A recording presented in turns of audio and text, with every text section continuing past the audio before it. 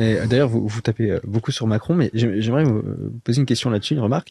D'un côté, donc vous expliquez qu'il y a une perte de souveraineté quand même colossale, totale de la France, des pays européens de manière générale, donc avec l'Union européenne qui a récupéré beaucoup de souveraineté, par rapport au fait aussi que, bon, je pense géopolitiquement, on est beaucoup, les élites sont beaucoup soumises à ce que dictent les Américains, ce genre de choses.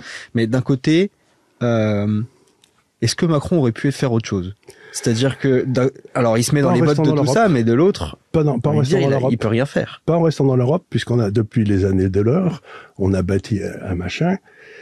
Si vous voulez, vous avez deux sortes de pouvoir international.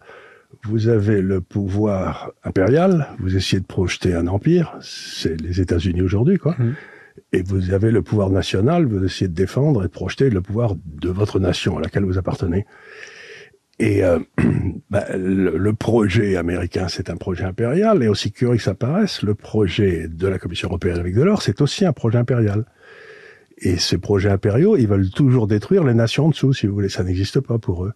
Donc c'est un projet impérial, civilisationnel, sans frontières, etc. Mais c'est un projet qui, dans l'histoire, a toujours échoué. Parce qu'autant les nations sont durables, autant les empires ne le sont pas.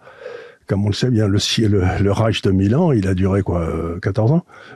Donc, vous voyez ce que je veux dire, le machin qui est le projet impérial, ça peut pas marcher puisque vous considérez que les autres, vous allez les écrabouiller, ceux qui sont pas d'accord avec vous. Donc, le projet impérial implique la censure et implique la liberté, l'impossibilité de parler, alors que le projet national, si vous dites ce que vous avez à dire, il y a des élections, vous perdez, vous dites très bien, j'ai perdu, la prochaine fois je gagnerai, on passe à autre chose, quoi. Donc, si vous voulez, il y a cette différence. Aujourd'hui, on est attaqué par deux projets impériaux. Le principal, c'est les États-Unis. Le deuxième, en passage avec clandestin des États-Unis, c'est l'Europe. 3%, 5%, 7%, voici les derniers chiffres annuels de l'inflation. Ce chiffre ne vous parle peut-être pas, mais il signifie que chaque année, votre patrimoine perd d'autant de valeur.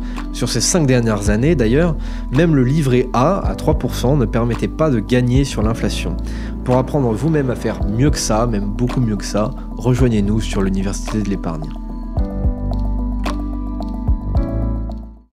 Mais alors justement, on va remonter un petit peu historiquement, mais pourquoi ce virage-là, pourquoi cette volonté impériale, nos élites, qu'est-ce qui les a fait rentrer là-dedans? Je sais pas, moi je pense si vous voulez, qu'il faut chercher des raisons profondes. Ils ont pas dû être assez aimés de leur maman quand ils étaient petits, ou ces mecs qui sont pas bien normaux, quoi. Je sais pas pourquoi des hommes comme Trichet, Delors ont fait tout pour que la France disparaisse. Je peux pas, je suis pas dans leur peau, mais je sais, parce que je crois que dans un projet national, la façon la meilleure de fonctionner, c'est ce qu'on appelle la subsidiarité, c'est-à-dire tout vient du bas. Et puis, si vous voulez, ça monte, même le droit s'effectue du bas par la jurisprudence. Puis en haut, il y a les gars qui gèrent les trucs importants, comme, je sais pas, le ministère des Affaires étrangères, ou des choses comme ça. Ça, c'est dans le projet national. Et dans le projet international, le projet impérial, tout vient du haut. Et eux, comme sont des gens extraordinairement compétents, comme l'histoire nous le montre, ils pensent que c'est à eux de prendre des décisions et qu'ensuite c'est aux autres de les suivre. Donc c'est un projet, dans un cas, c'est un projet qui va du bas vers le haut et qui se développe. Dans l'autre, c'est un projet qui va du haut vers le bas et qui écrabouille. Donc voilà, je crois que ce sont des gens qui sont persuadés que Dieu leur a donné leur devoir, c'est d'emmerder les autres, de les gouverner parce que eux ils savent et que les autres sont des crétins. Donc le projet national, vous pensez qui est celui de Gaulle par exemple, vous pensez que les Français sont des gens un peu curieux, mais ils existent et ils ont quelque chose à dire et il les respectait à tel point que quand il a perdu ce référendum, il est parti parce que sans l'onction que lui donnait le peuple de France, il n'avait pas de raison d'être au pouvoir. Eux, jamais, ils s'en vont jamais.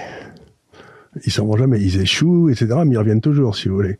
Quand Mitterrand a été battu, ça devait être donc en 86, en bonne logique, il aurait dû donner sa démission. Et jamais Chirac n'aurait dû accepter une cohabitation. Parce que vous ne pouvez pas cohabiter entre un projet impérial et un projet national.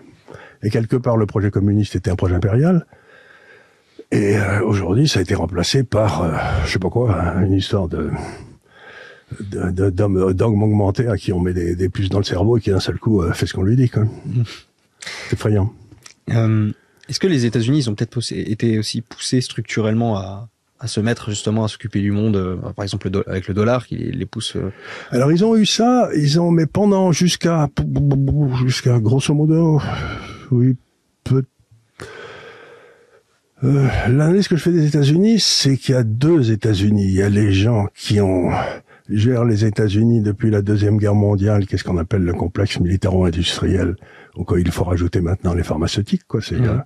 C'est ça qui gère les États-Unis. Et puis vous avez le peuple des États-Unis, dont simplement 7% ont des passeports, et que finalement, on n'a rien à foutre de ce qui se passe dans le reste du monde. Hein. Vous leur demandez, vous savez, j'avais été, mon fils, qui a épousé une Américaine, j'étais aux fiançailles de mon fils au fin fond de l'Oklahoma.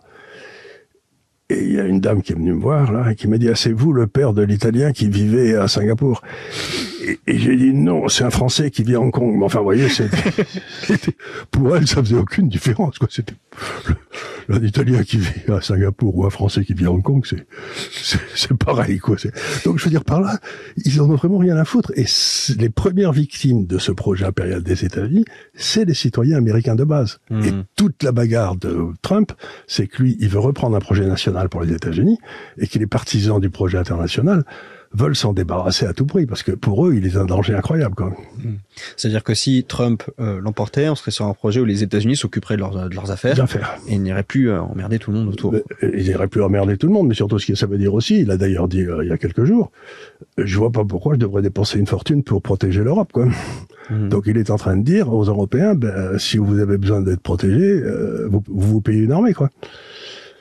Et comme on en est bien incapable, puisqu'on n'a plus d'enfants et qu'on n'a plus d'argent, c'est quand même les deux critères pour avoir une armée. Il faut des jeunes, plutôt des mâles d'ailleurs. Je sais bien que les hommes et les femmes c'est pareil aujourd'hui, mais enfin quand il faut porter 40 kilos sur le dos et courir pendant la nuit, pendant 12 heures de suite, vous savez, je veux pas jouer l'OSS 117 là. Vous reviendrez on en reparlera quand il faudra porter quelque chose de lourd, mais